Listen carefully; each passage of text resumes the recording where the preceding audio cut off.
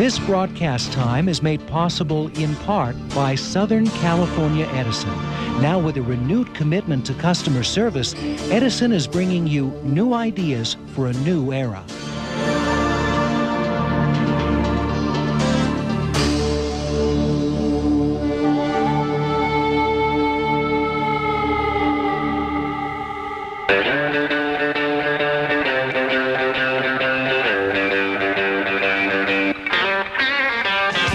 You're tuned to listener-supported National Public Radio, FM 89.3, KPCC, Pasadena, Los Angeles, Orange County.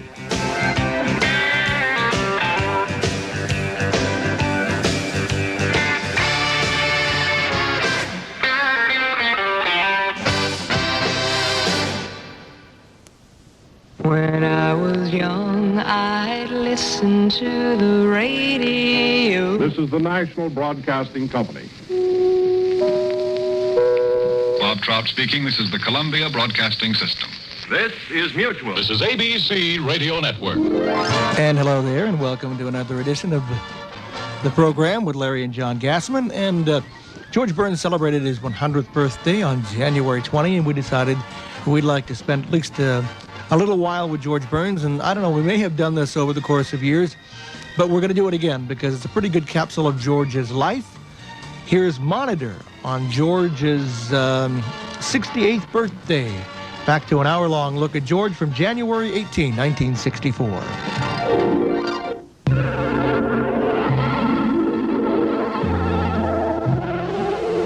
The familiar theme that marked countless hours of happy listening for millions of Americans.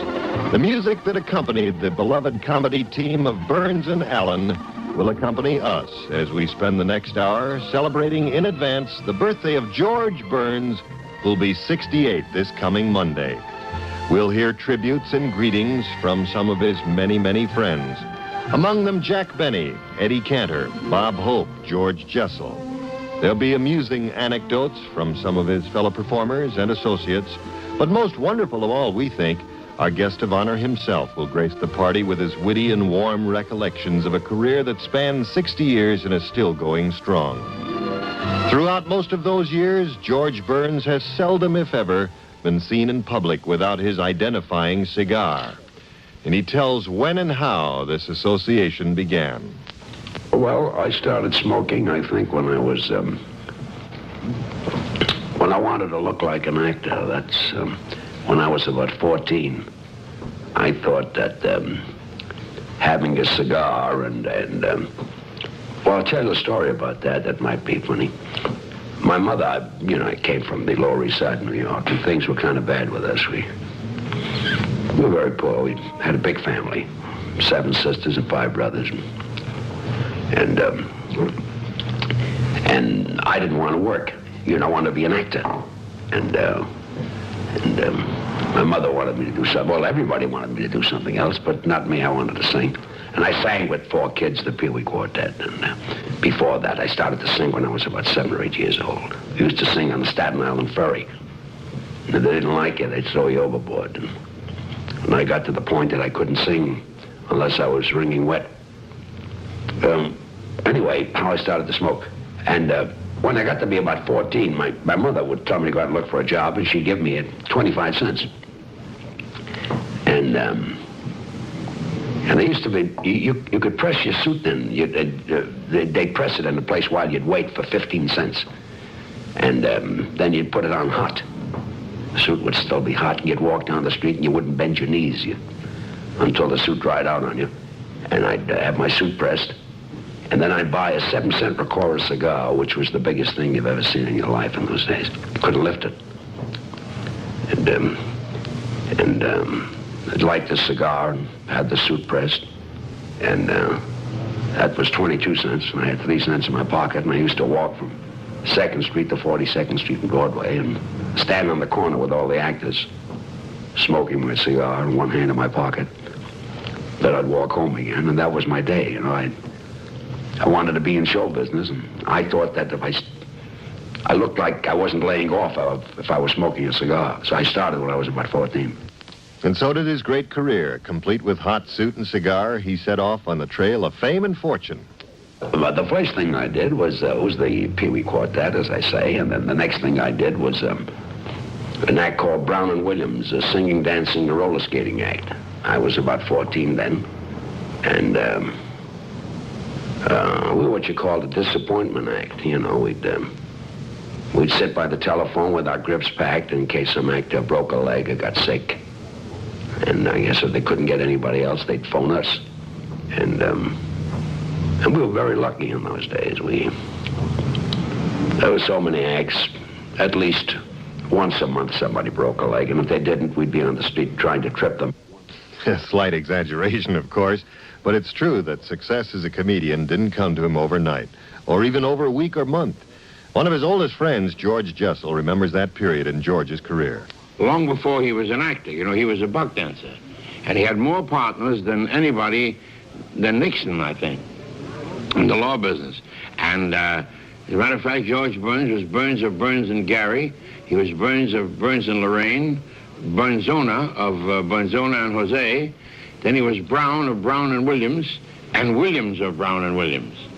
And then, of course, he met Gracie Allen, and, of course, he didn't have to have any more partners, and they became, I believe, one of the most beloved couples in the country. George Burns is a remarkable man. He's remarkable in the fact that, I don't know whether he's as old as Benny is. No, I don't think so. But he looks like a kid. He plays golf, and he has a Jekyll and Hyde personality in one thing. George Burns is one of the sweetest men that ever lived until he gets to the bridge table. Then he is the dirtiest, meanest man that ever lived on the face of the earth. But this is his birthday, and the Lord has graced him with many years of good health, and may it please the Lord to continue so. This is his pal, Georgie Jessel. Well, as we just heard, George Burns appeared in vaudeville with a goodly number of different partners, going through the trial and error period that all great performers must experience, and he tells us about the errors of one of these early trials in the team of Brown and Williams. Well, we'd sing and dance. We'd open with a song, and then we'd put on our skate. Then I'd sing a ballad. I used to sing Always Think of Mother. I used to cry, always think of Mother, and she'll always think of you, your friends and many other will sometimes... I don't know. I don't remember it exactly. And I can't do it unless I got my skates on. I haven't had them on for a long time. But that's a real old song. And then we'd skate. And the funny thing about the skating act, we played the Dewey Theater on 14th Street. Some actor got sick. And they called us. And in those days, the theaters were slanted. The stages were slanted down towards the footlights, you see. Now the stages are straight. And the orchestra is slanted up so you could see the stage. See, but in those days it was in reverse. They were silly the way you used to build those theaters. So we skated out there, and naturally I skated right into the footlights. And I think my name was Williams then, yeah. He was Brown. And Brown grabbed me by the seat of the pants and pulled me back. And then I started to skate, and I went down into the footlights again, and he pulled me back again. And anyway, I fell down a couple of times, and the next show, Brown said to me, Sam Brown was his name. He says, look, he says, George, my name was George Williams. He said, look, George, he said, when you go out there, he says, don't face the audience. Work sideways, and you'll be able to stand up without falling down. And I did that the next show. And the next show, we did a perfect show, and the manager came back and closed us for cutting out the falls. Well, despite what he said, George Burns can sing without roller skates and will at the drop of a hat, or even without the drop of a hat. It's his favorite pastime. Here's one of the songs that was popular in that vaudeville era, Don't Take Me Home. Augustus J. McCann was a henpecked married man. He has been fighting with his wife since married life began. One night at 3:30, while out upon a spree, a motor knocked him down and out and nearly broke his knee. One man jumped up and said, I think this bloke is dead. But when he said, let's take him home, McCann jumped up and said, he hollered, don't take me home. Oh, please don't take me home. Oh, tell me, what did I do to you? Oh, have a little pity, I'm a poor married man. In search of peace I roam. I'm with you most anything you do, but please don't take me home.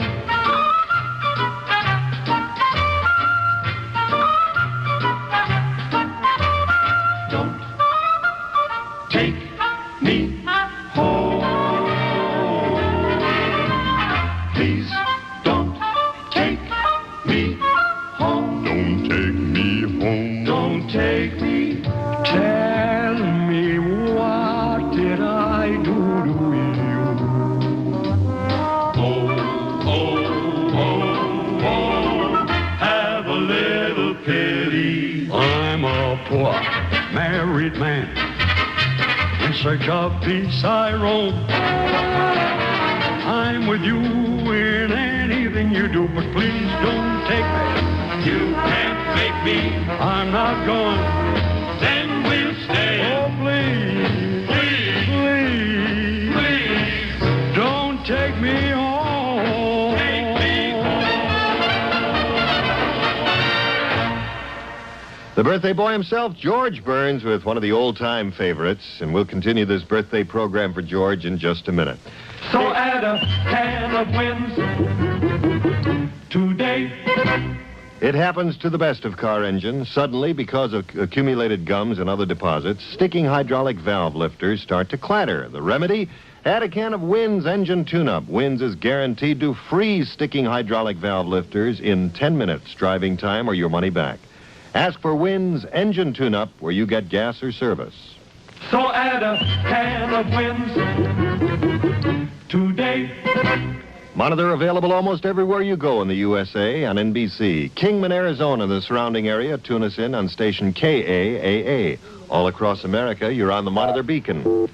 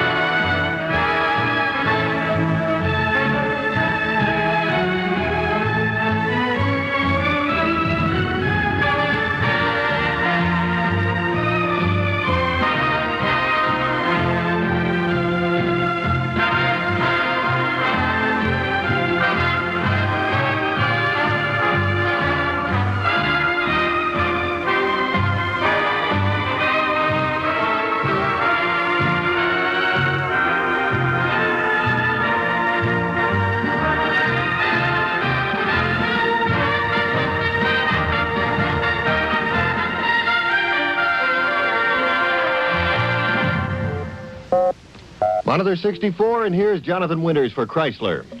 Today we are talking to Dr. Fritz von Hassenpfeffer, a leading atomic scientist. As a scientist, he feels he must tell everyone about Chrysler Corporation's certified car care, the health plan for cars. Right, Doctor? Right. You see, when I was a little boy, I didn't want to be an atomic scientist. I wanted to be a mechanic like my mother. I envy mechanics, especially the highly trained ones available at all Chrysler, Plymouth, and Dodge dealers. Why did you decide not mechanic? Decide? Why, you silly Wiener Schnitzel, I flunked mechanic school. I couldn't tell a piston from a banana. In fact, my car is running on 12 bananas right now. The only mechanics I can count on are those who use Mopar and Chrysler parts, along with the certified car care plan. Well, look, Doctor, you flunked mechanic school, and yet you masterminded last week's successful rocket launching. With my car, it's precision maintenance. With launching the rockets, those are just lucky guesses. Gene Rayburn again, as Monitor brings you part 2 of our birthday salute to George Burns. We heard George reminisce about one of his first partners.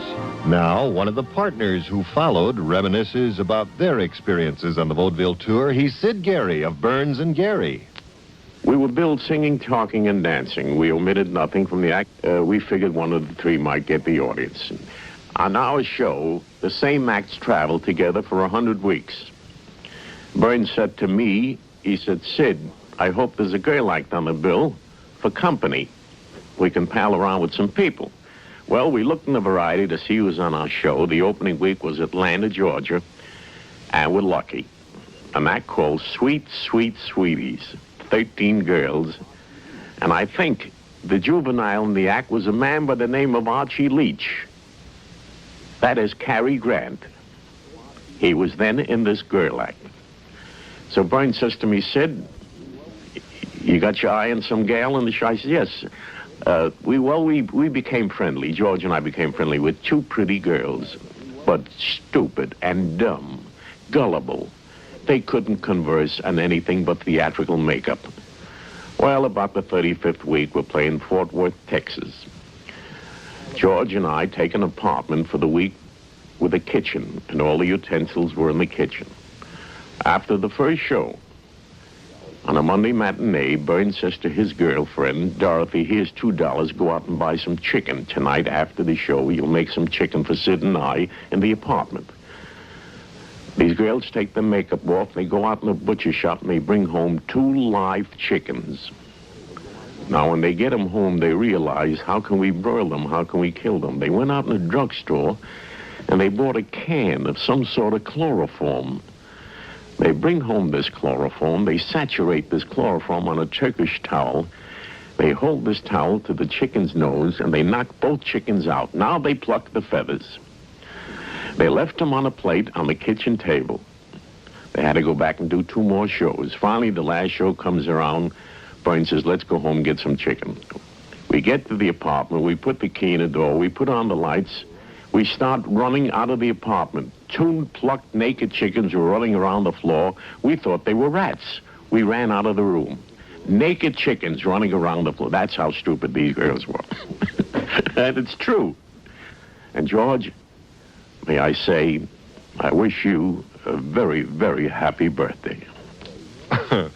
From Burns and Gary on to Burns and Lorraine, and then no more uncooked, unfeathered chickens running around on the floor. George met the partner who was to stay with him from that day to this. Gracie Allen. That day was in 1922.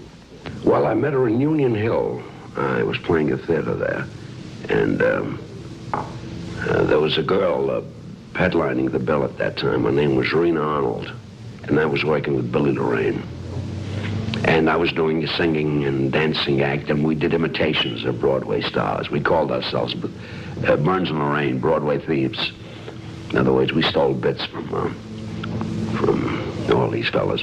And we did imitations of Georgie White and George M. Cohan and Val Jolson and Eddie Cantor and Eddie Leonard.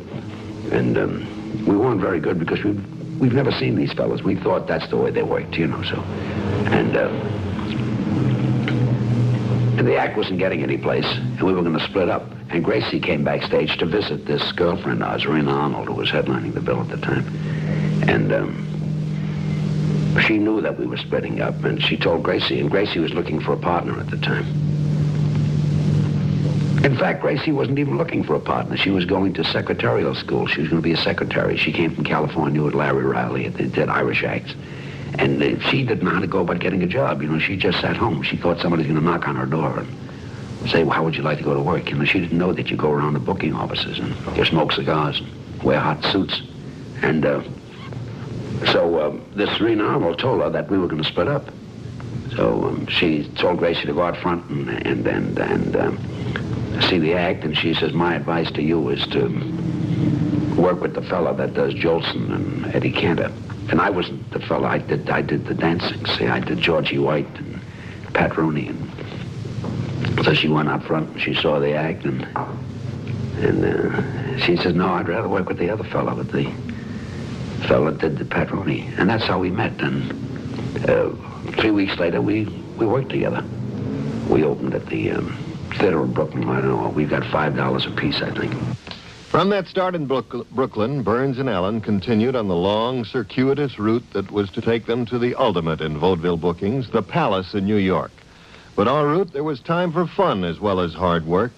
Blossom Seeley, who with her late husband Benny Fields was one of the headliners of that era, remembers one particular incident. There are so many things to tell about George Burns, so many dear, wonderful things. In Detroit, Michigan, we were playing on the same bill, and he he loves to heckle you. And he loved to heckle me because at that time, when I was on stage, I wanted everything very quiet and wonderful. I'm doing a very quiet, torchy song, and in the entrance, I hear loud talking. George Burns is in there shouting, drop that backdrop down, give me that baby spot, put a little more light. And I looked off stage, and I said, just a moment. And I stopped the song, and I said, that is George Burns in the front entrance there, wants to take a bow. I said, George, will you come out here? He said, yes, I haven't bowed in 5 minutes. So out he came and bowed. Oh, he would do anything to disturb you, not to hurt you, ever. Just to disturb you and heckle you, and with his wonderful sense of humor. There's so much to tell about George Burns, about his great things, not only his generosity and his friendship for you, but the wonderful things he does, which one never hears of unless you know personally. George may have been a prankster. As a matter of fact, he still has that reputation, but he never neglected his craft and always worked to perfect the act. Realizing that Gracie got the laughs more readily than he did, he willingly took the role of straight man and wrote the funny lines for her. We developed what we called illogical logic. It made sense to Gracie, but it didn't make sense to anybody else.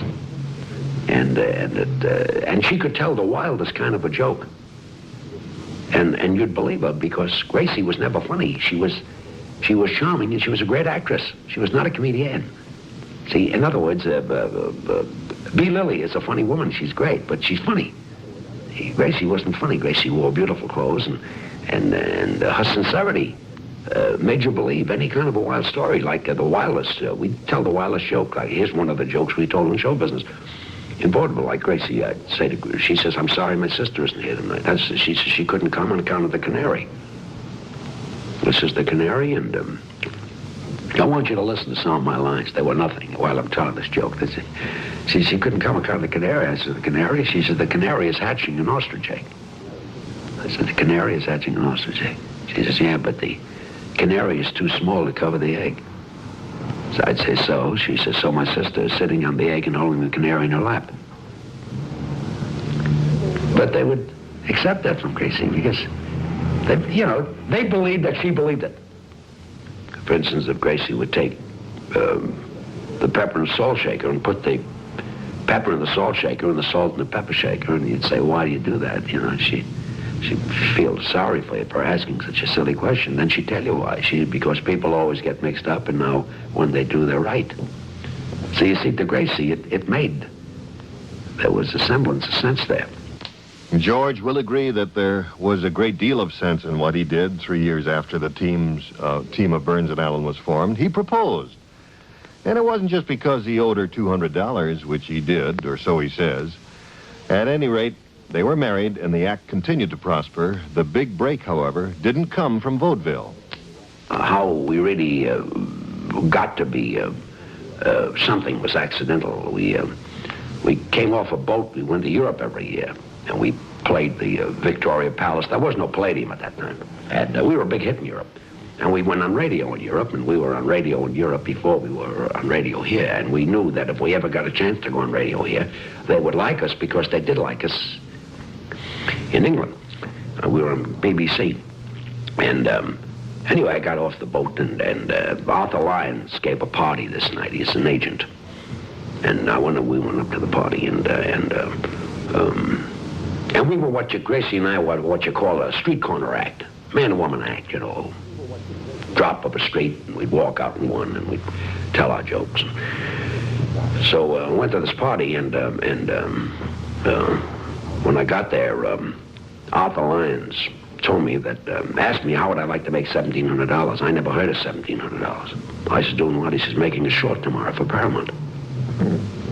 He says, can you stand up and tell jokes for 9 minutes? I says, for $1,700. I can stand up and tell jokes for an hour. So he said, Fred Allen is supposed to do the short for Paramount tomorrow, and he's sick. Will you go over and take his place? So I said, sure. And I went over and walked into the Paramount Studios, which was in Long Island. And then he had an interior of a living room, which didn't fit with our kind of dialogue because we're supposed to be on the street. So we had to improvise. I came in and there was a fellow called Murray Roth there that I went to school with. And I said, what are you doing here? He says, I'm directing the short that you're making. I says, you're kidding. He says, yeah, I'm a director. I said, you're not in show business. I remember you. You knew nothing. You couldn't sing. You couldn't dance. He says, I'm the director. I says, I don't believe it. He says, you don't. Lights. And they turned on the lights. He says, out. He says, out. He says, you say I'm the director. So I believed him. Well, anyway, we walked on and I improvised sort of a thing. Gracie looked in matchboxes and cigar boxes and looked into the vase of flies. What are you looking for? She's the audience. And I said, the audience, you see that little camera out there? See that little thing that's looking at us? You look right into that lens, and that's the audience. She said, oh, all right. I says, are you standing in the right spot? And she says, yes. And I says, how's your brother? And Gracie told me how her brother was for about 9 minutes. And in the middle of the 9 minutes, I looked at my watch. And I says, well, our 9 minutes are up. I says, ladies and gentlemen, we just made $1,700. Say goodbye to everybody, Gracie. And Gracie waved, and I waved. And that was the finish of the short, and the short turned out to be great. A brief pause now, then on with our Monitor birthday salute to George Burns. You'll hear more of the comedy of Burns and Allen, more of George's delightful reminiscing, and greetings from Jack Benny, Bob Hope, Eddie Cantor, and others. Gene Rayburn here.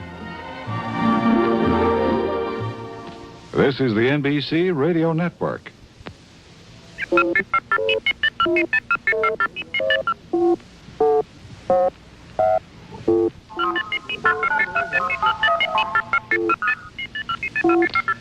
This is Monitor, and here's Jonathan Winters for Chrysler. Young man, is this the place where they have the Chrysler Corporation Certified Car Care Plan? Yes, ma'am. All Chrysler, Plymouth, and Dodge dealers have the CCC plan. The one that's like a health plan for cars? That's right, and of course we use Mopar and Chrysler parts. Good. See what I've got with me here? I took the engine out of my car and wheeled it down here in my grandson's toy wagon. Well, that's ridiculous. Why didn't you bring the whole car down here? What, and lose my parking space? Gene Rayburn once again with Monitor 64, and here is part 3 of our birthday salute to George Burns.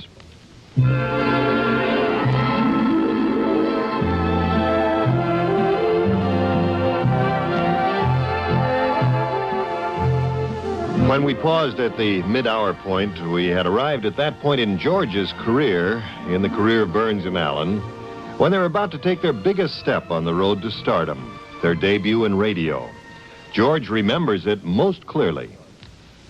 Well, we were playing the Palace Theater, and Eddie Cantor was on the bill, and Chesnell and Cantor, and we were on the bill too. That was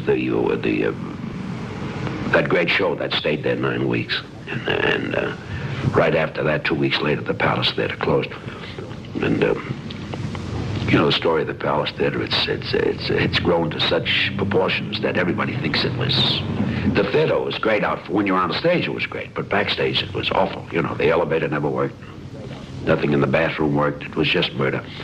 And if there were 2 stars on the bill, they were always painting. The star didn't mind being in number 3 or number 4 dressing room.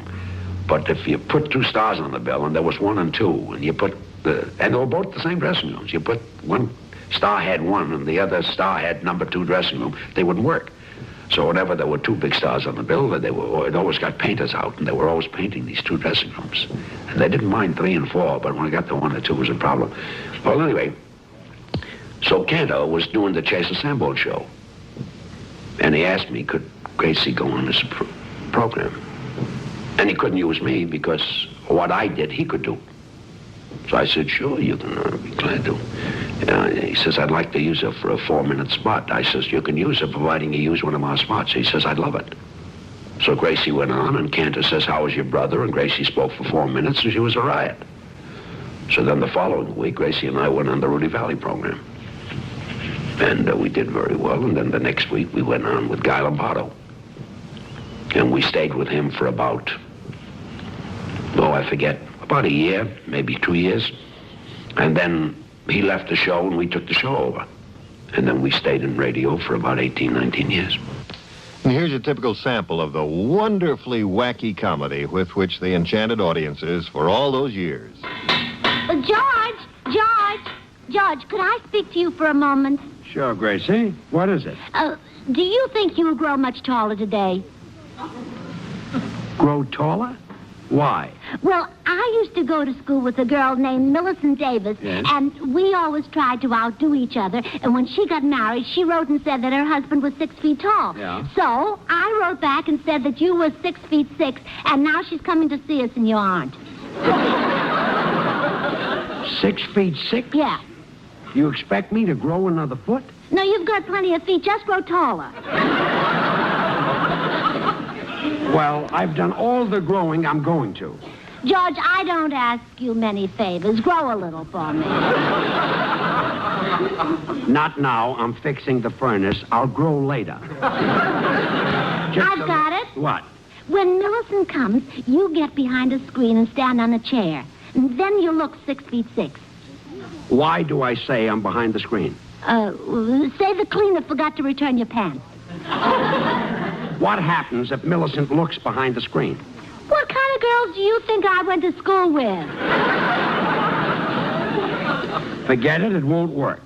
What else did you tell this woman about me? Well, I told her that you were a big game hunter and that you had shoulders a yard wide. Shoulders a yard wide? Mm-hmm. She'll want to see them. So I'll open the closet and show them to her. Look, Gracie, face the truth. Millicent Davis married a bigger, stronger man than you did. Admit it to her. So what? No, sir. I'll die before I let that woman get ahead of me. She'll never stop bragging. I take it you and Millicent didn't get along too well back in school. Well, how would you feel if a girl came along and stole all your boyfriends just because she was cuter and prettier than you? I wouldn't like it. Well, neither did Millicent.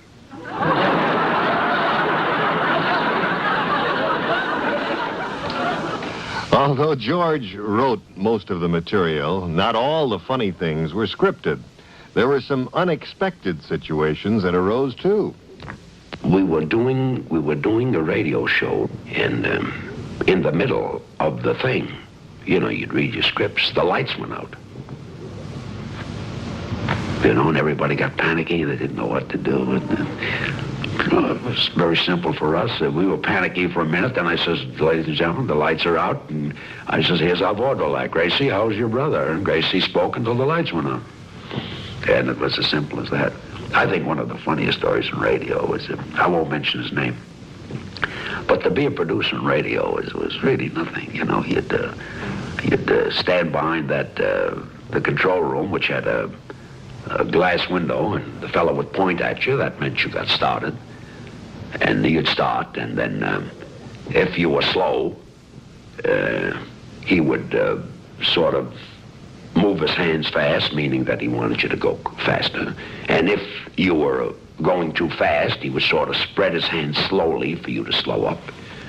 And then at the finish, if you were on time, he'd touch his nose, meaning that you were on the nose. And that's all a producer had to do in those days. So we got this fella that just came from Harvard, and he wanted to produce.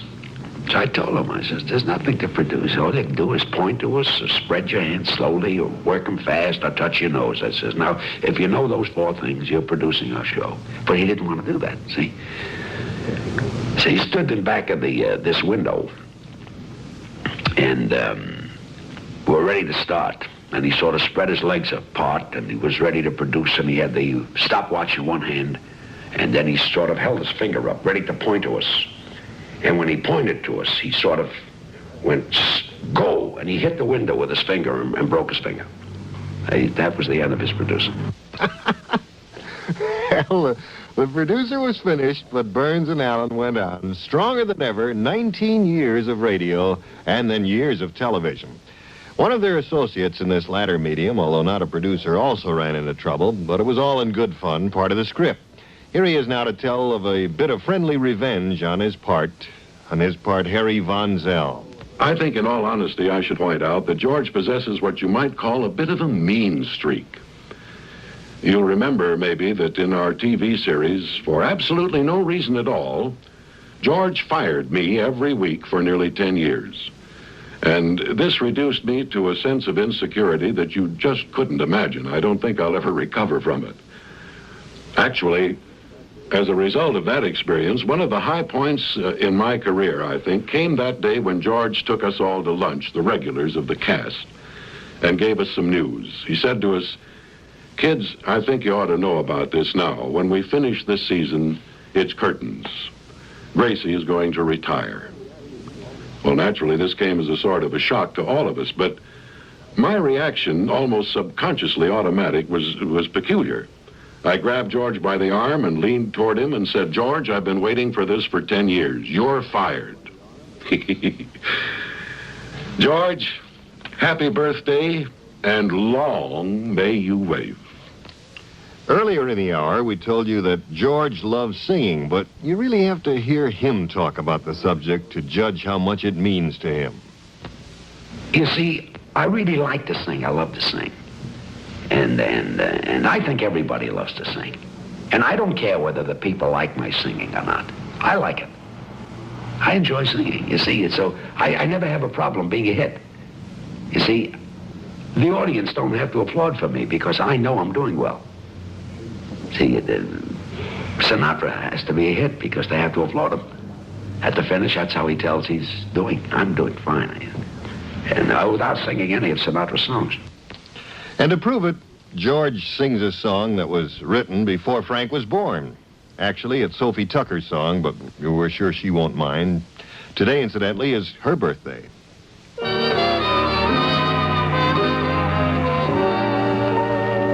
Two sweethearts in a country town, the neighbors say, lived happily the whole day long. Until one day he told her he must go away. She wondered then what could be wrong. He said, "You know it's true, I love you best of all, and yet it's best that we should part." Just as he went away, they heard his sweetheart say, though it almost broke her heart, "Some of these days, you're gonna miss me, honey. Some of these days, you're gonna feel so lonely. You'll miss my hugging, miss my kissing, miss me only. When you go away, you'll feel so lonely. For me only, you know, honey, you've had your way. And when you say goodbye, who'll wipe that tear from your eye? You're gonna miss your little baby some of these days."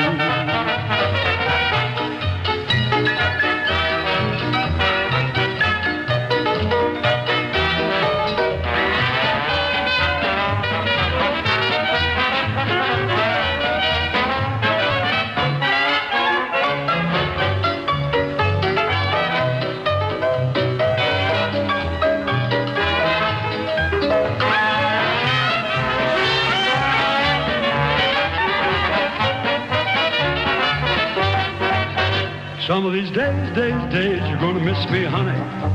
Some of these days, you're gonna feel so lonely. You'll miss my hugging, you'll miss my kissing. You'll miss me, honey, when you're away, You'll feel so lonely, just for me only.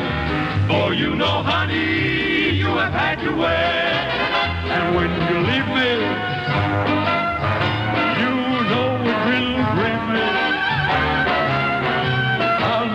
My little blue-eyed baby, your blue-eyed baby. Yes, some of these days.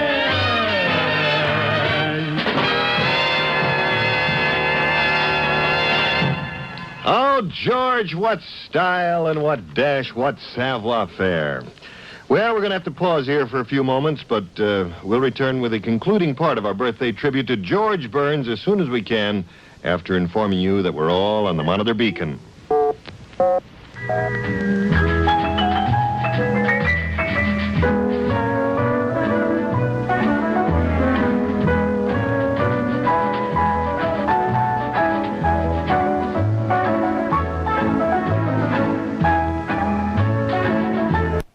Forget that I'm her best friend.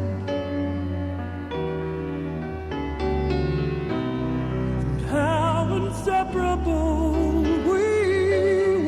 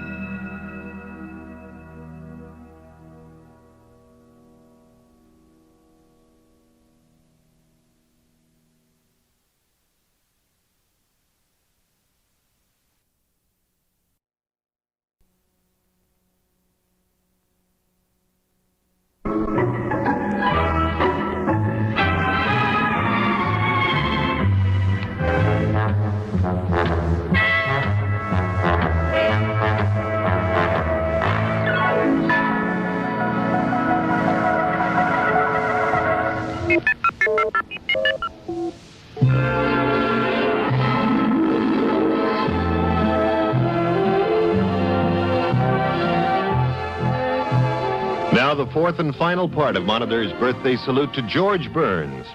Before we move along and present some of the birthday greetings that have poured in from his friends, George would like to get in a few last words about his favorite subject, music. He mentions the names of some of the great songs he has sung. In the Heart of a Cherry. It's still whistling that in Altoona. In the heart of a cherry, stony heart of a cherry. Well, it's a ballad. You need a few violins, which I haven't got with me. And but I've had a lot of hits like Tiger Girl and I'll Be Waiting for You, Bill, when you come back from San Juan Hill, and songs that have been sweeping the country. The master of the understated joke. And now that Gracie has retired from the act and from show business completely, how does the master of the Burns household, George that is, fare at home? Does his comedy go over as well there as in the nightclubs he's been playing recently? It's good to have it, you know, because, but sometimes Gracie thinks I'm terribly dull. You know, I come home and scandal doesn't interest me very much, you know, and women love it, you know, they love to know what's cooking and can't remember anything, see? But I do remember it when you tell it. See, if you go to tell me a story, and if I heard it before, I'll tell you, you know, I says, I know it. And so I'm sitting home, and we'll have some people for dinner, and somebody tells us something. I say, I know that. And then somebody will say something else. I says, oh, yes, I know that he left his wife. And oh, yes, about the woman, yeah, the girl. Isn't that too bad? Oh, the shooting, yes, I know that. And then when the people leave, Gracie wants to kill me. She says, why don't you tell me that stuff? He says, we come home, she says, I'm dying to find out about who shot that. I said, well, just, you know, once they tell it to me, it's gone. I just don't remember it. So sometimes I guess I'm a pretty dull husband. A highly doubtful statement, especially when you hear what his daughter Sandra has to say. Well, I think he's even funnier at home than any other time. His humor is continuous in everything. He's great with my kids who know all of his routines, his songs, and they think he is today's popular singer and that his songs were just written. They know them all, and they've taught them to their friends. When they were in Las Vegas to see him, he brought them up on the stage, so they didn't know it.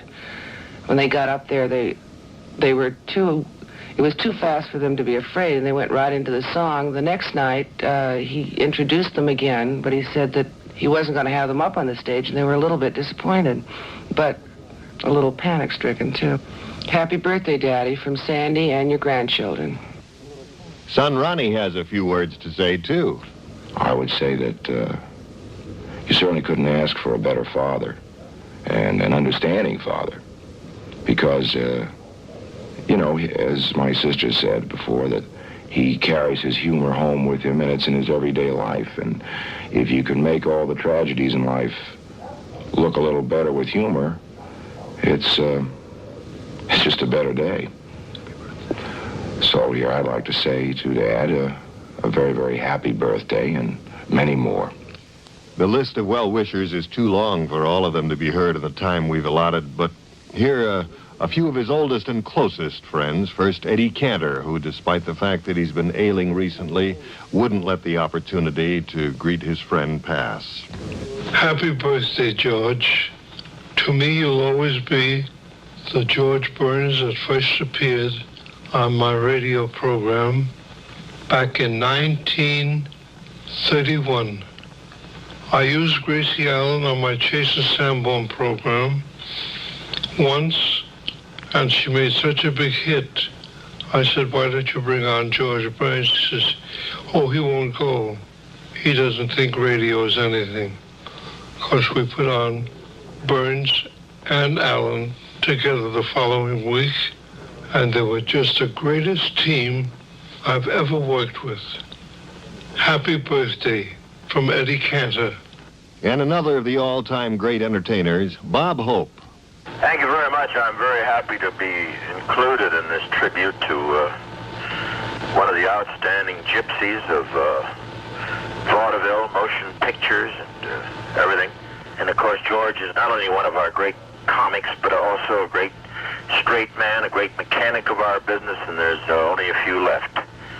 He's one of the few singers we have that sings from a crouch and carries his own net.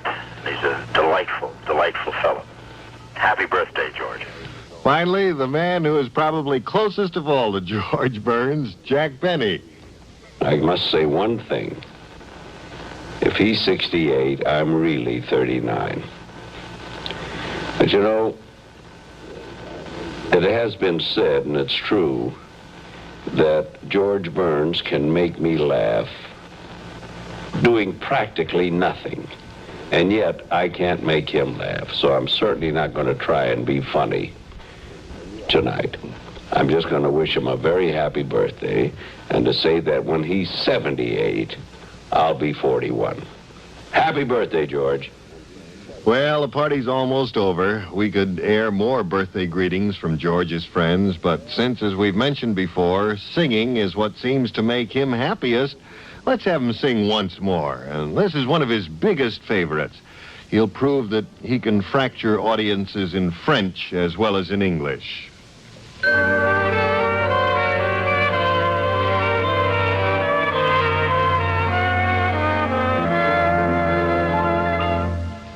Des yeux qui font baiser les miens, pour rire qui se perd sur sa bouche. Voilà le portrait sans retouche de l'homme à qui j'appartiens.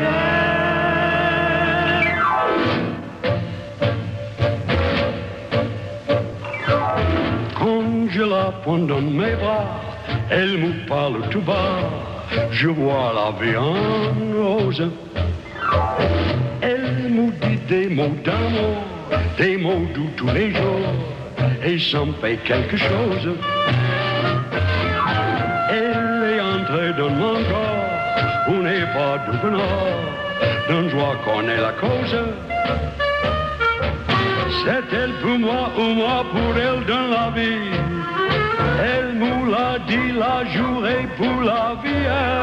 Et dès que je l'aperçois, elle a je sens en moi, mais quel qui va.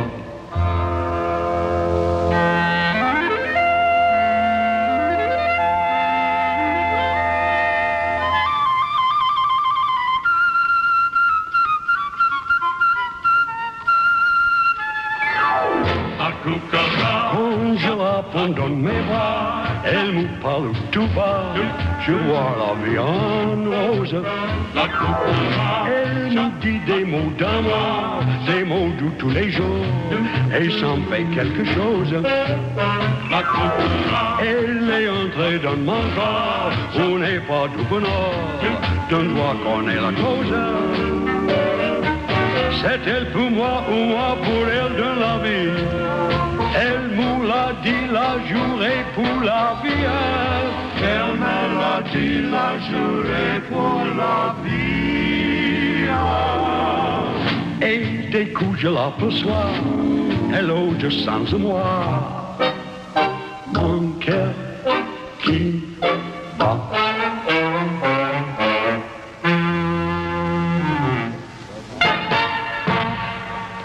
George Burns will be 68 on Monday, but he's still very much in show business, still leads a full and active life. He tells us about a typical day. I come to work about 9:30, and I work until about 1. And then I go to the club and I have lunch, sit at the table and hear some interesting things, and then about 2:30, I'll play a little bridge. Play to 4:30. Then I go home, see my wife, try to remember something that she'd be interested in, and then I lie down, take a little sleep for about an hour, get up, have a nice double martini, have my dinner, all go out. Usually I go to parties, I take a piano player with me, only plays with my key, so my life is nice.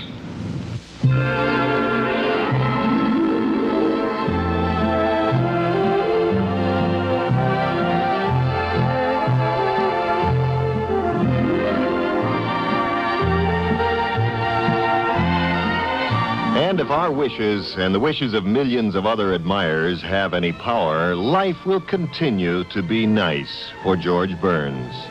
In turn, he will continue to enrich our lives with the wonderful original humor that has made us the happier for hearing it all through the many years he's been with us.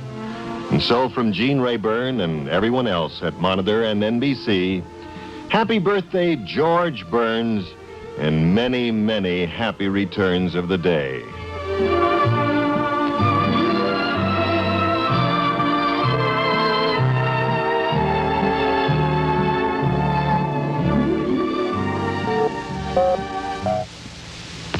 Boston's memorial to John F. Kennedy tomorrow on the NBC Radio Network.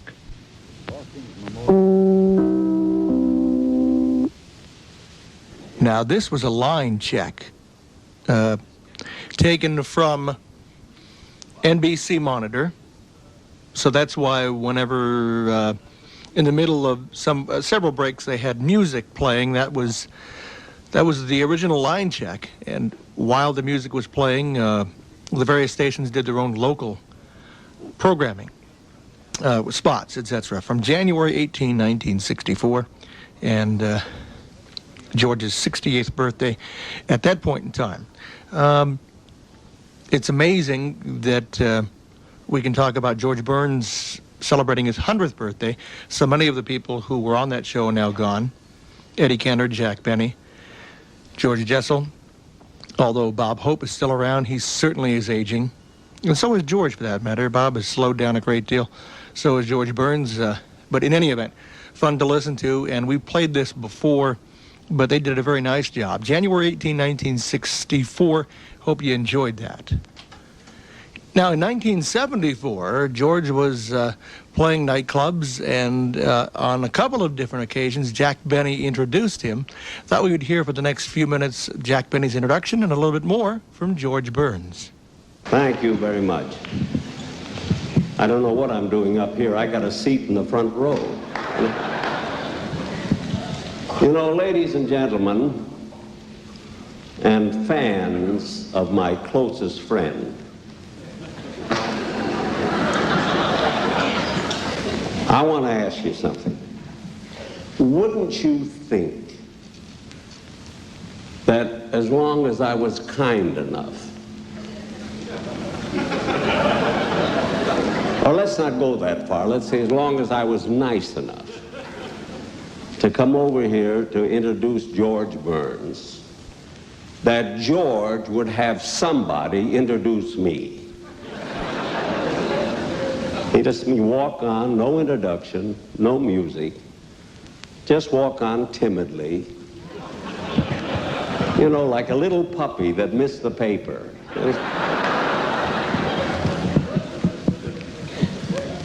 Now, George, this is the second time, of course, that George has done this show.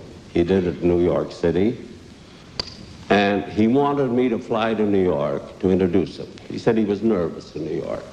He wouldn't go on if I weren't there to introduce him. So I told him I'd go.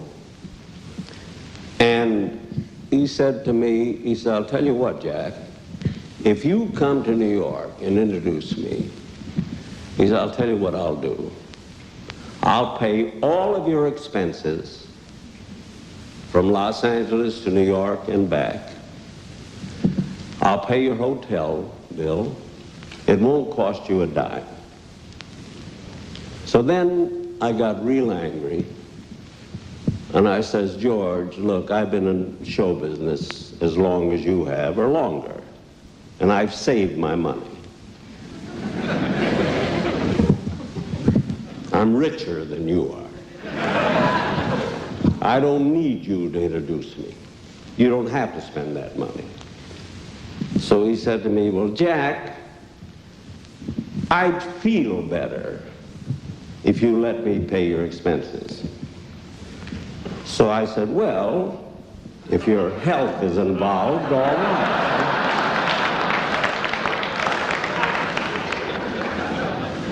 So I let him do it. And he paid my fare, he paid my hotel bill, I paid the food.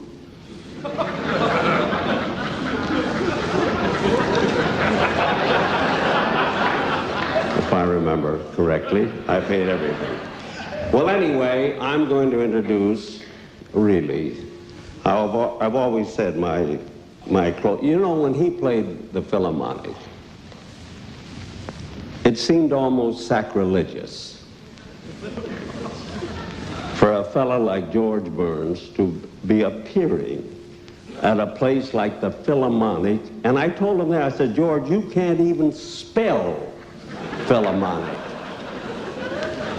He says to me, are you kidding? I said, all right, spell it. And he started out F-I-L. I said, forget it. He said, wait a minute, I'm not through yet. Well, anyway, ladies and gentlemen, I'm very, very happy and very proud to be here tonight. To be able to introduce a fella that I think is one of the great, great entertainers that we have in America. And I'm very happy and proud to say that he is my closest friend. Ladies and gentlemen, George Burns.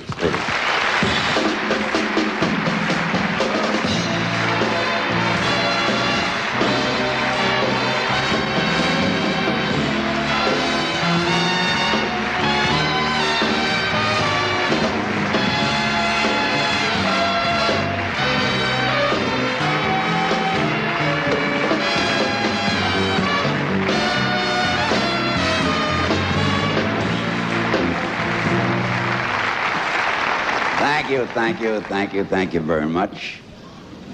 That fellow looked familiar to me. I think he's one of the caddies at Hillcrest. I'm not sure. Well, I'll get to him later. Isn't this beautiful? The Schubert Theater. It finally got me singing in the right place. Well, I gotta keep this lit. I can't, you know me, I can't talk unless I smoke. I smoke between 15 and 20 cigars a day. Well, at my age, I've got to hold on to something. Look, there's still a lot of things I love to do at my age. I love to sing, and I love to smoke, and I love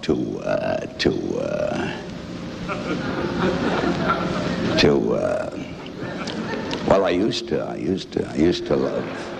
love to, and even when I was able to, I always enjoyed singing and smoking more than I did. I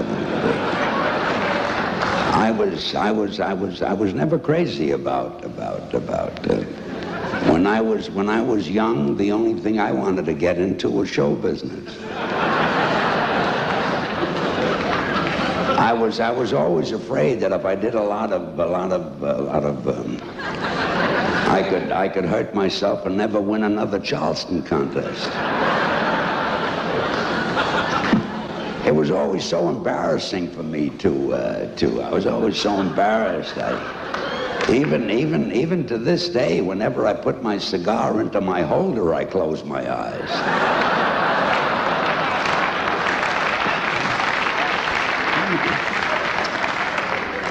Well, I want you to sit back and relax because you're in for a very, very exciting evening. I'm going to sing.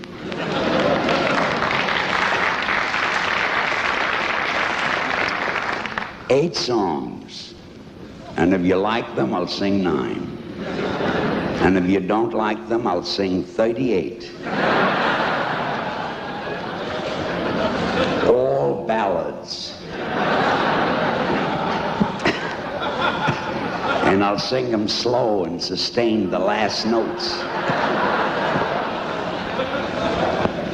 Now, let's see, I've got so many great songs, I don't know which one to open with. I wish we could use this whole album. It's wonderful, and a lot of stories, and he does sing, but a lot of great stories, from vaudeville to radio, etc., and just a one-man show. There's also a video cassette out that he did a little later on that has something similar, and it's a lot of fun to listen to. We don't have time now because, well, the focus of the show is old radio, so we are going to play 2 radio shows with Burns and Allen. And if you have an interest, we'll get back to some of this album a little later on. Matter of If fact, you'd like to hear me rewind some more tapes, let us know that. we will too. do We'll more Burns and Allen next week as well. We'll be doing 2 full weeks of Burns and Allen. Okay, more about what we're going to play in just a second here at 89.3 FM, National Public Radio for Southern California, KPCC, Pasadena, Los Angeles, Orange County.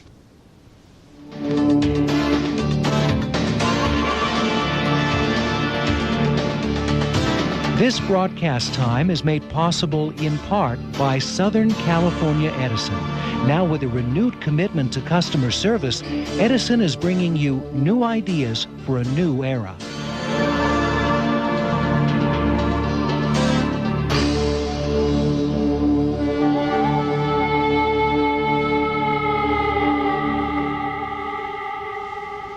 Okay, as promised in the last hour, we said we would do 2 Burns and Allen radio programs, and we will. The first is Gracie and her babysitting service. Let's go back now and enjoy Burns and Allen from December 12, 1946. Another cup of Maxwell House coffee, George? Sure. Pour me a cup, Gracie. You know, Maxwell House is always good to the last drop. That drop's good, too. Yes, it's Maxwell House Coffee Time, starring George Burns and Gracie Allen.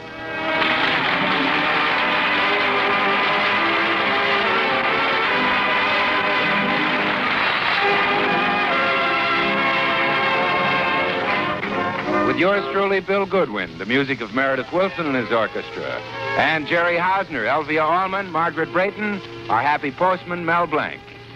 For your Thursday night comedy enjoyment, it's George and Gracie. And for your everyday coffee drinking enjoyment, it's Maxwell House, the coffee that's always good to the last drop.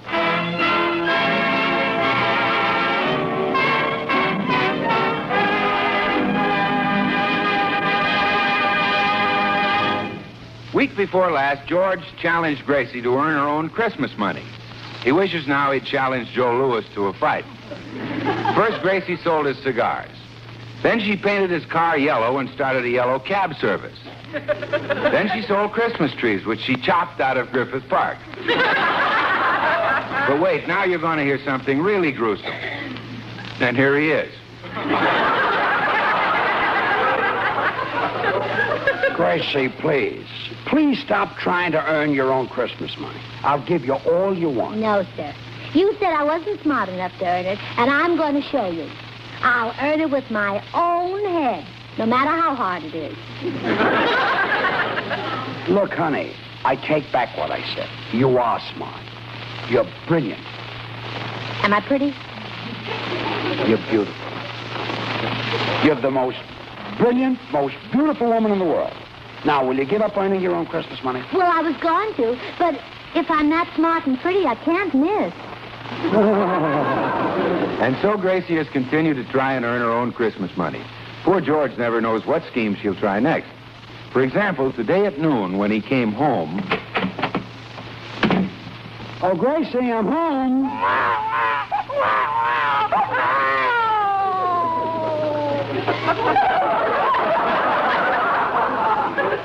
For Pete's sake, a baby on the couch. Gracie, where are you? Here I am, dear. Look, a baby. Where did it come from? Your mother never told you?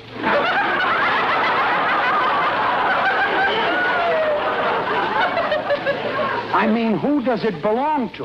Oh, it belongs to Mrs. Bohannon. I'm watching it while she goes shopping.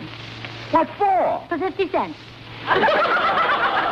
Gracie, are you still trying to earn your own Christmas money? Yes, and I didn't think you'd mind if I was a baby stander. That's babysitter. Oh, believe me, with a baby in the house, you do very little sitting. This is murder. You know absolutely nothing about taking care of children. Well, I admit that, dear. But there's a radio program that tells you all about babies. Oh, it's time for it right now. Turn the radio on, dear. They say this is absolutely the last word on child care. Brought to you by the makers of teeny weeny baby powder. The powder that soothes your teeny weeny baby from top to, if you'll pardon the expression, bottom. If you're a mother, you have a teeny weeny. But every mother doesn't know what to do with her teeny weeny. Would you like to know what to do with your teeny weeny? Well, we'll tell you. And remember, this program is brought to you by the makers of Teeny Weeny Baby Powder. The powder that's 815 ways better. Yes, 815 ways better. Not 1 way better. Not 2 ways better. Not 3 ways better. Not 4 ways better. Not 5. That's enough, Teeny Weeny. Oh, yes. We'll tune in after the commercial. You can pick the darnest way. Hey, there's another baby on the chair. And another one under the table. And another one over the radio.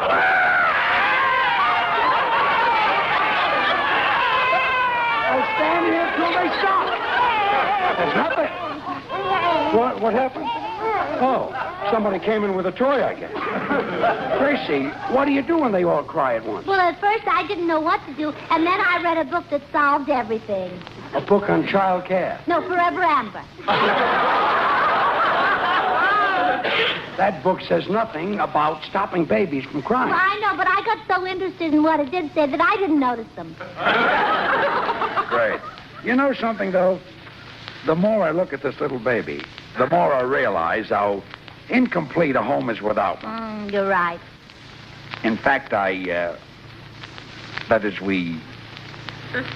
well, it would be nice to... George, are you trying to say that you'd like to have one around all the time? Yeah. Ah, all right. After Christmas, we'll go into the babysitting business permanently.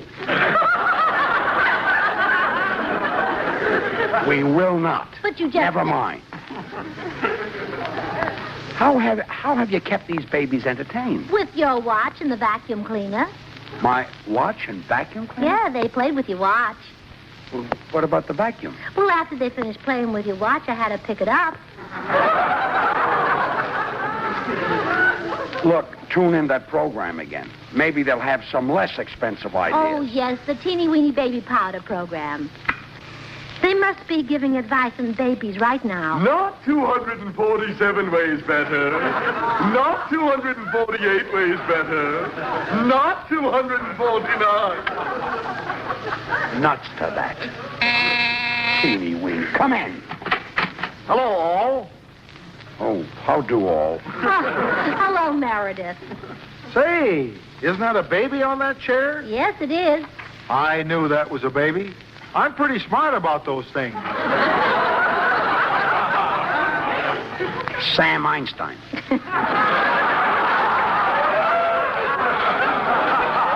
Meredith, that's not the only one. We have 5 babies. By George. No, they're not by George.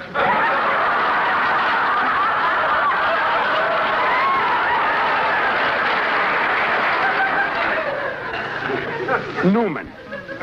I'm taking care of them. I'm taking care of them while their mothers go shopping. That's how I'm earning my Christmas money. Yeah, can you think of anything sillier? I think it's interesting. Yes, even inspiring to have charge of these future citizens. Who knows? That little baby lying there smiling and cooing may someday be president of the United States. Oh, the baby heard you. What do you want to do, discourage the kid? There. He didn't mean it, baby. You'll probably grow up to be like me.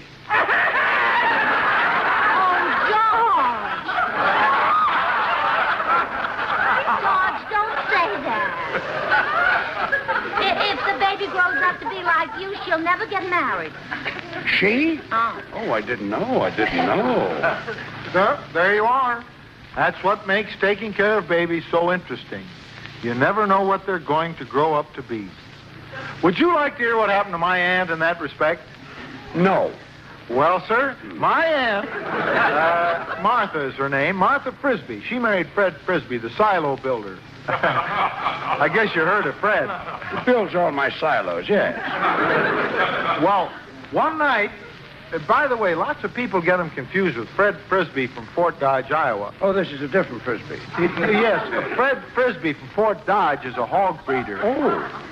And in 1937, at the Kansas City Livestock Show, he exhibited the biggest boar Iowa has ever produced. I'm glad you won, Meredith. George. Go on, Meredith. Tell us what happened with your aunt. Oh, yes, back to Aunt Martha. She's married to Fred. Fred Frisbee. One night in 1914, Aunt Martha was caring for a neighbor's baby, and it was teething. Well, sir, nothing my aunt could do seemed to help. Suddenly, she spied a bottle of bourbon in the cupboard. So she rubbed bourbon on the baby's gums, and that did it. My aunt gave him his start. Gave him a start? Yep. She rubbed bourbon on his gums, and today his picture is in every magazine. He's a man of distinction. Out, Meredith. Out. Out? Out. Goodbye, all. Goodbye, all. Now, Gracie, I still say you don't know how to take care of these babies, and you better call their mother. Oh, that's right. The Teeny Weeny program. I can tune in that now. T-Radio is wonderful today. You can learn anything you want to know. Not 518 ways better. Not 519 ways better. Not 520. Let's get tickets to that program sometime. It must be wonderful to watch.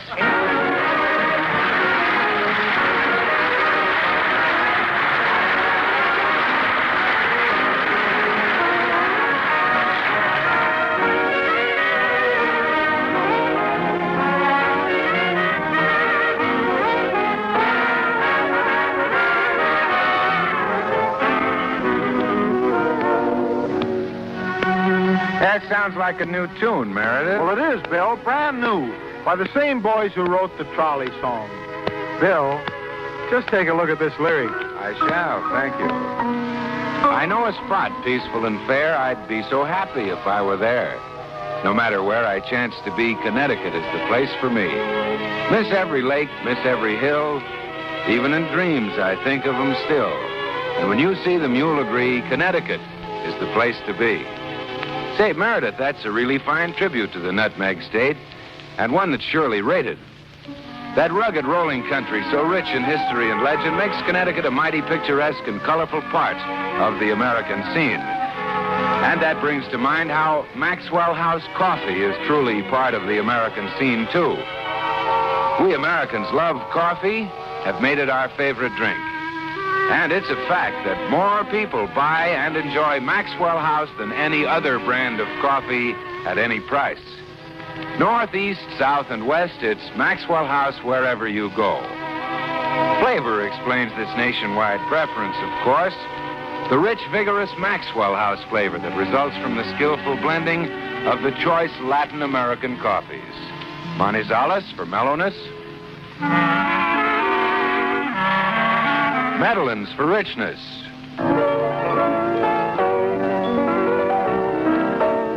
Other superb coffees for vigor. And Bucaramangas for full body.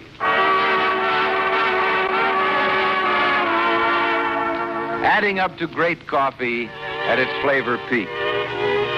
So, friends, why not enjoy the very best in coffee drinking goodness? It's yours for just a fraction of a penny more per cup than you'd pay for the cheapest coffee sold. Simply say, Maxwell House. Always good to the last drop.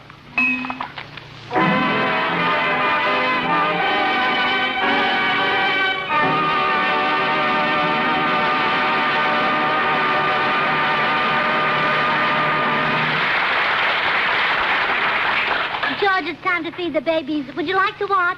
I'd rather eat myself. Haven't had any lunch yet. Well, your lunch is all ready, dear. I fixed your food and the baby's food at the same time. Good. Would you like your formula in a bottle or a glass? I don't want any baby formula. Well, it's all right. I'll burp you afterwards. I doubt if you even know how to burp a baby. I do, too. When you strain the baby's vegetables, you put in a few radishes. Believe me, you need help. All right, I'll turn on the teeny-weeny program and get some instructions. Yes. Surely the commercial is over by now. Not 813 ways better, not 814 ways better, but 815 ways better. That is our claim for teeny-weeny baby powder. Well, at last he finished. And now you ask, what are those 815 ways? Who asked? All right, I'll tell you. First, it's so fragrant you can smell it. Second, it's so pure you can eat it. Third, it's so mild you can... My goodness, now he's going to tell us 815 things to do with the powder. I can make it 816.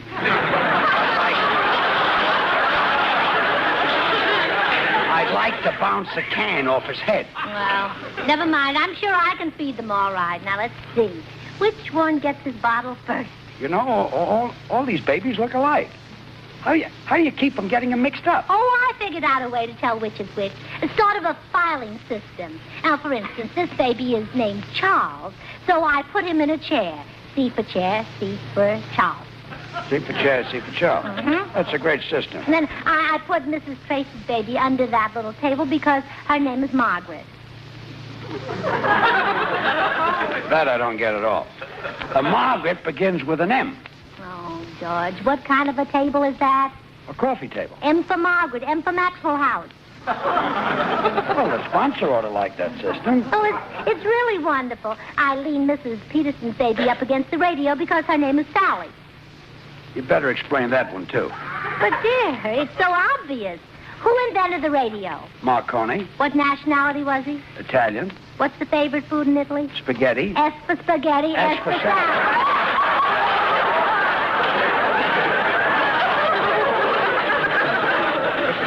I was a fool not to see that. Well, you dope. Here, hand me that bottle of formula. I'll stop with little Bill. Here. Well, I'll answer it in. Maybe it's another customer. Good morning, Mrs. Burns. Here's your mail. Oh, thank you, Mr. Postman. Isn't that a nursing bottle you have in your hand with a nipple on it? Mm-hmm. I was just about to give the little fellow his lunch. Did Mr. Burns misplace his teeth? Oh, no, I wasn't feeding Mr. Burns. I was feeding a little baby. We have 5 of them, and we're keeping while their mothers go shopping. Oh, I love babies. May I see them? Well, of course. Step right in. Hello, Mr. Postman. Hello, Mr. Burns. There they are, Mr. Postman. Just look at their happy little faces. Oh, the horror of it all. Why, Mr. Postman, you're crying. What's the matter? Oh, I was just thinking, those happy little babies, they'll grow up and get married. Mr. Postman, maybe your home life would be happier if you had a baby or two. Yeah, take a couple of these with you. Personally, I'd like to get rid of all of them. Oh, George. Oh, I already have a family. 2 children and a bulldog. The children look just like me. Ah, your wife got left out, huh? No, the bulldog looks like her. You'd better not let that statement get back home. You're right. That dog will tear my leg off. Well, goodbye, Mr. and Mrs. Burns. And remember, keep smiling.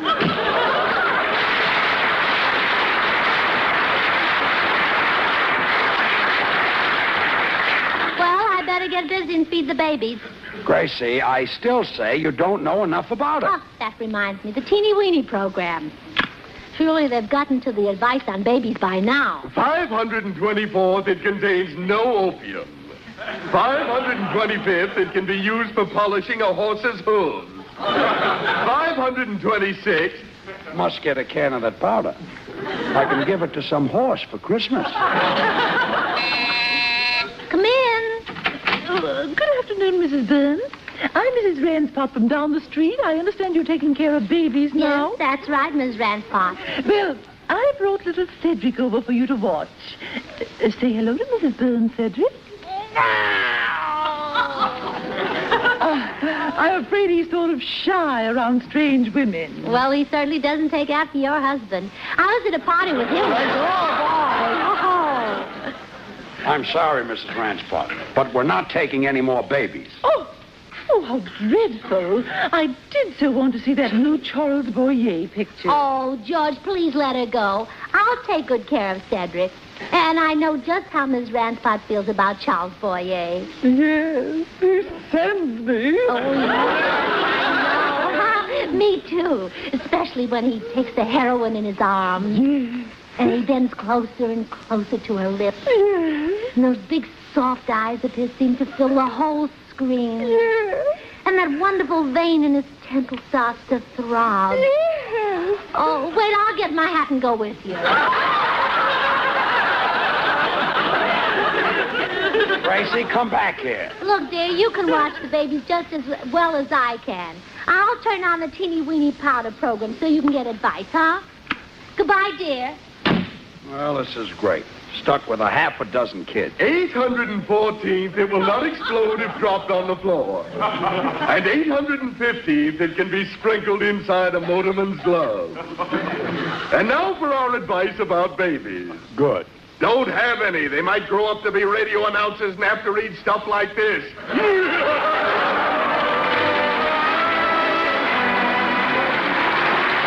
Here's one of Gracie's favorites, Rose Room. Meredith Wilson, Miss Chiffon Music.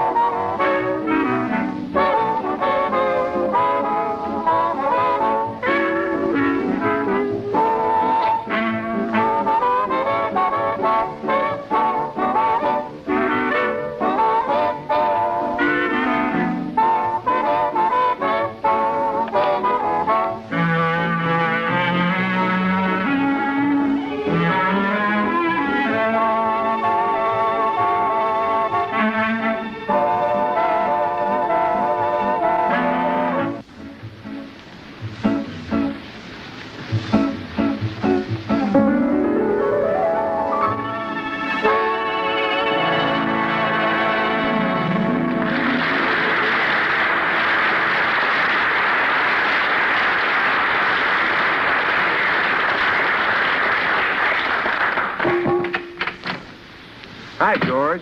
Is Gracie around? Shh. What's the matter? Gracie's out, and I've got a couple of babies in here. Well, introduce me.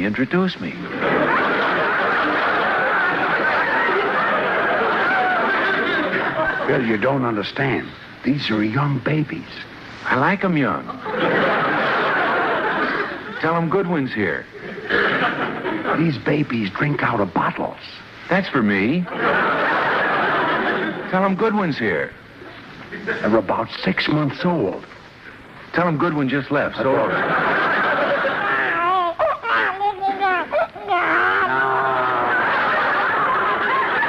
Just a minute.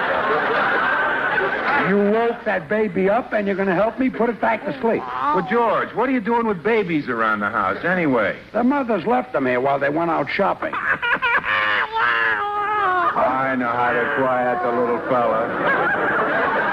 Hush-a-bye, baby, be quiet as a mouse. Mommy's out shopping for Maxwell House.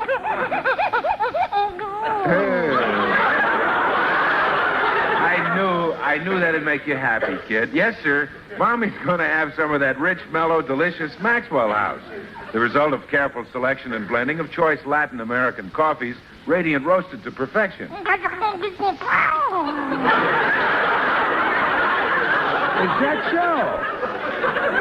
Bill, Yes. the baby's mother is not out shopping for Maxwell House. Now, see what you did? The kid wants his mother to have Maxwell House because it's the very best in coffee drinking pleasure. Yet it costs but a fraction of a penny more per cup than the cheapest coffee sold. There.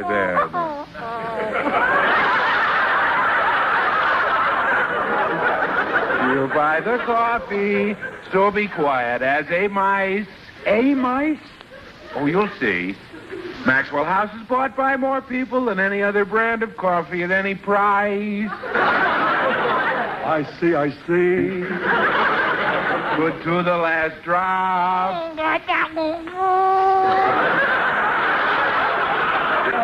no.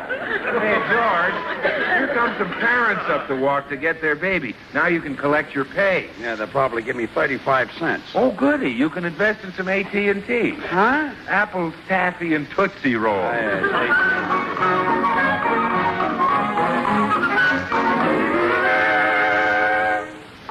Are you sure this is the Burns house, Elmer? Yes, Pet. We've been trying to adopt a baby.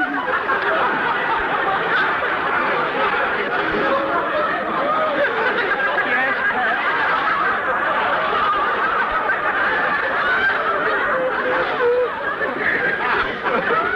Elmer, we've been trying to adopt a baby for 2 years. And now at last we're going to get one. Well, don't stand there. Ring the doorbell, Elmer. Yes, Pet. The postman says they've got a whole house full of babies. And Mr. Burns would like to get rid of them.